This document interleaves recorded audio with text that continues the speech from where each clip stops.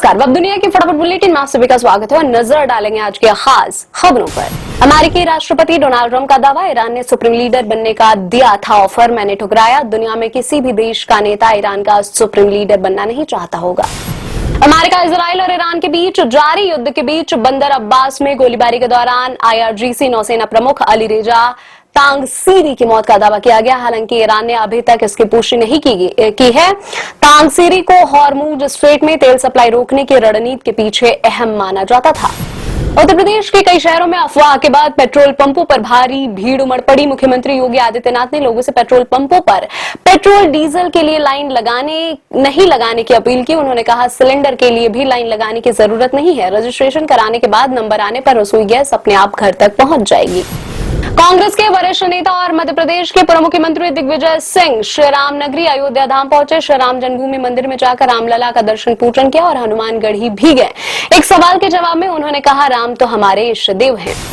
Sir Gangaram अस्पताल ने बताया, सोनिया गांधी को 24 मार्च की रात को बुखार की वजह से हॉस्पिटल में भर्ती कराया गया था। SGRH के चेयरमैन डॉक्टर अजय स्वरूप के मुताबिक doctor DS Rana, doctor S Nandi और डॉक्टर अरूप बसु की देखरेख में सिस्टमिक इन्फेक्शन के लिए एंटीबायोटिक से उनका इलाज चल रहा है और उन पर इलाज का असर हो रहा है।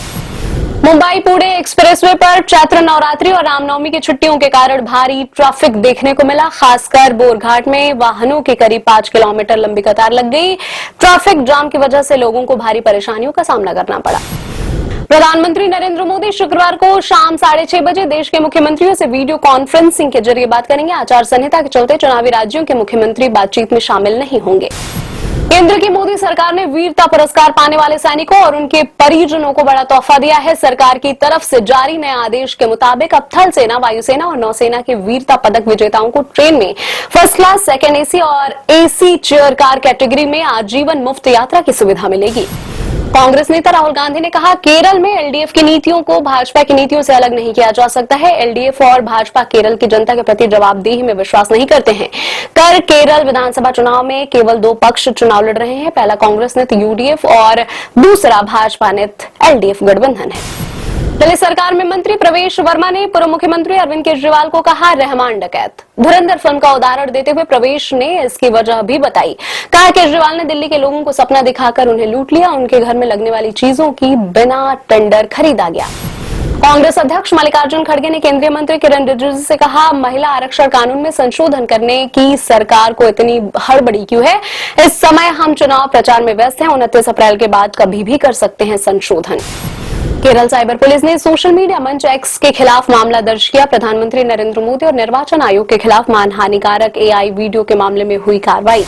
भगोड़े हीरा कारोबारी नीरव मोदी को ब्रिटेन की अदालत ने दिया झटका। मोदी के प्रत्यर्पण आदेश के खिलाफ फिर से सुनवाई करने की याचिका कोर्ट ने खारिज की।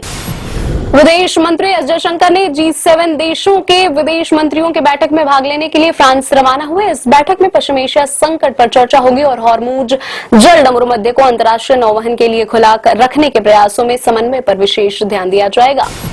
आंध्र प्रदेश के मार्कापुरम जिले में भीषण हादसा, बस में आग लगने से मरने वालों की संख्या बढ़कर 14 हुई। संयुक्त राष्ट्र प्रमुख ने अमेरिका और इजराइल से ईरान युद्ध समाप्त करने और तेहरान से खाड़ी देशों पर हमले रोकने का आग्रह किया। कहा, यह मामला अब हद से ज्यादा बढ़ गया है।